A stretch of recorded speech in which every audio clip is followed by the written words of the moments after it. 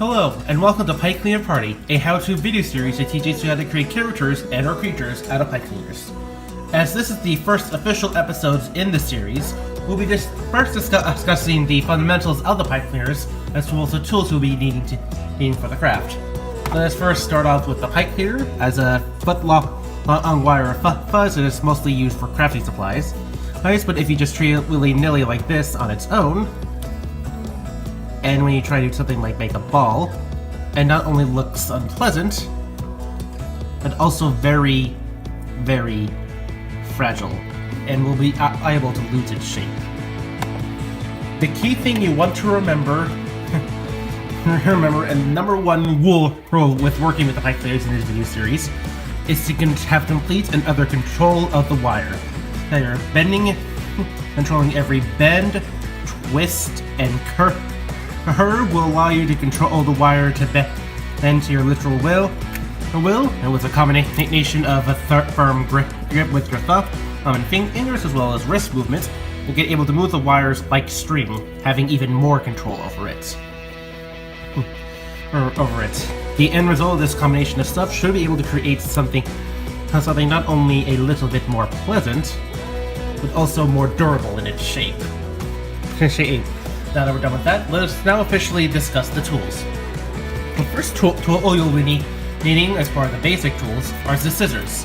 Basic cutting instrument used to cut the wires at preferred lengths, or like just needing cutting off parts of the wire that's sticking out. The second tool is pliers, preferably needle nose pliers, so you can take certain wires that's like poking out, but you can't really control with your thumbs, and able to use it to bend it at a better grip and such.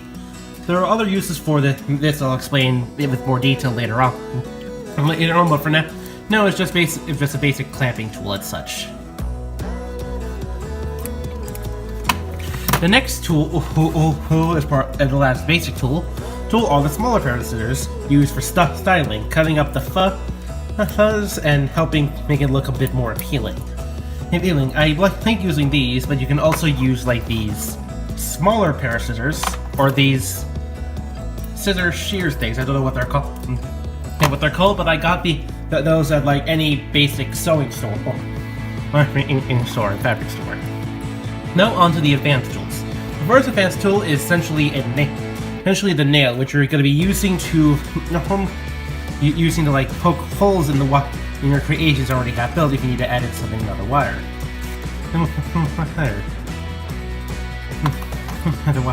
As such.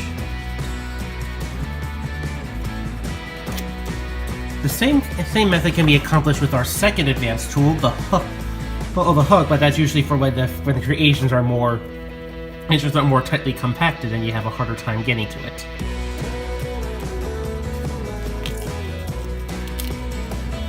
See, you have a hole. Let's see, they're easy, but sometimes you'll be working with larger wires and high cleaners, so usually you need to make the hole bigger. That's what the nail is usually for. And the last advanced tool, the hammer and anvil. So, like the blacksmiths of old, you use the hammer. Use your hammer to continually force your creation when it's more tightly packed.